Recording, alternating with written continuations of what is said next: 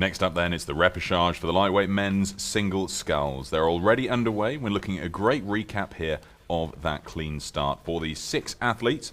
Raul Hernandez Hidalgo for Cuba in lane 1, Gunter Slowing-Rossil for Guatemala in lane 2, Shakboz Kolmazayev for Uzbekistan in lane 3, Georgios Consolas for Greece in 4, Gabriel Sola Zambrano of Ecuador in lane 5, and then completing the field for Nigeria in lane 6, Stephen Panyote. So this repechage is fast approaching halfway, and it's looking like a good start for the Cuban Hernandez Hidalgo. Indeed it is, out by almost a boat length. 4 boats going to the quarterfinal. This one of the more populated events at these World Rowing Championships. Of course, it's the men's single sculls, not the lightweights, but the heavyweight single sculls that are the most populated. But a lot of competition here in this race. Certainly is. So Sam, tell us. I love a good repechage. Do you? Last chance saloon, or second chance saloon, as I think we've been calling it. Everything is to play for. I mean, obviously at every stage of the competition, athletes will give it their absolute best and row their heart out. But here, if you want to be in that medals final, this is your last chance. If you don't do it now, then you will be on your way to the small finals, you know, the C and D finals, that sort of thing. Whereas here, if you can get it done, you have another chance. If you think you just missed out in your heat, then now you can set the record straight. And at the moment, on the straight and narrow, and looking to edit the results of that, if you will, it is Raul Hernandez Hidalgo of Cuba making the best of it. A very particular sculling style from Hidalgo.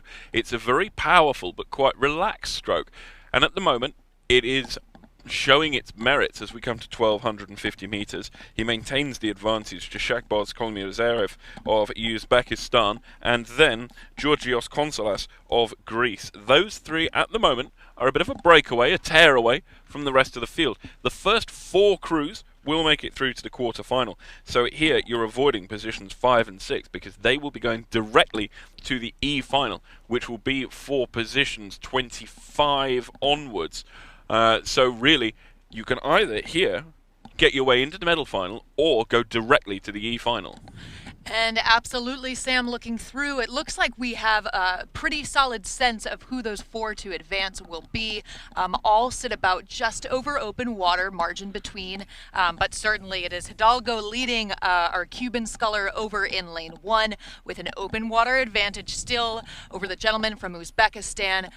Certainly looks like it'll be these 4 to advance. Of course, Consolas from Greece, he was part of the men's lightweight quad that won the World Championships in 2013 and 2014, so certainly no stranger to world rowing and international competition, but at the moment it looks like we'll stay on these margins as we approach the last stretch of this race.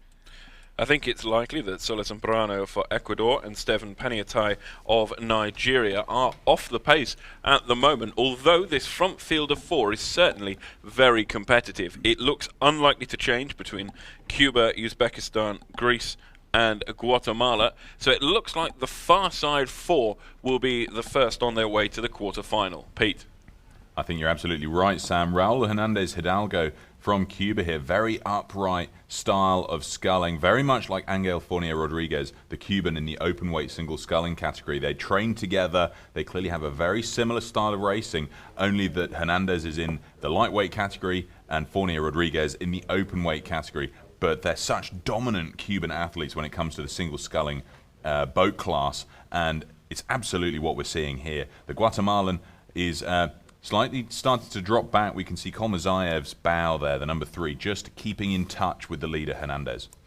Hernandez had one of the slower times in the heats, but again, that was probably the little bit of strategy and recognizing that he was going to go to the repechage and needed to be able to save his energy, and obviously expending his energy well as he strokes towards this finish line and perhaps the quarterfinals in the lightweight men's single sculls. So you can see coming up to the line here, this little posse of 4 boats going to progress through to the quarterfinal from this repechage for the lightweight men's single sculls, as we see Raul Hernandez Hidalgo for Cuba cross the line 3/4 of a length up on Shakboz Kolmazayev of Uzbekistan for second. Third goes to Consolas of Greece. Fourth to Slowing-Rossil for Guatemala. They go through to the quarterfinal, and that means that the Ecuadorian Sola Zambrano and the Nigerian Paniote will progress through to the E-final. They're just passing the grandstand here, folks. So let's try out that Sarasota Bradenton scream and roar. Let's have a massive round of applause, please, for these scullers in the repechage of the lightweight men's single sculls.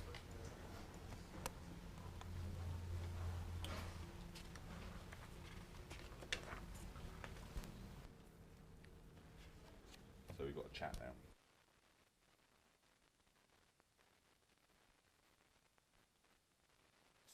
Just coming in to cross the line here, we have the Ecuadorian sculler, Gabriel Sola Zambrano, finishing up in 5th place, ahead of Stephen Paniote for Nigeria. They will progress through to the E-final. For those not familiar with the final rankings, an A-final contends places 1 through 6 in a boat class competition, and that's where the medals are won. First, second, and third, of course, gold, silver, bronze. If you progress through to a B-final, you're contending places 7 through 12, and so on. So a C-final would be 13 to 18, D-final 19 to 24. The E-final that these guys will progress through to will contend places 25 through to 30 in the rankings for the lightweight men's single sculls. It's a huge field, isn't it, Mark? Indeed it is, especially when you're getting to those E, F, and G finals. It's quite amazing that you have enough boats to fill up all those positions. But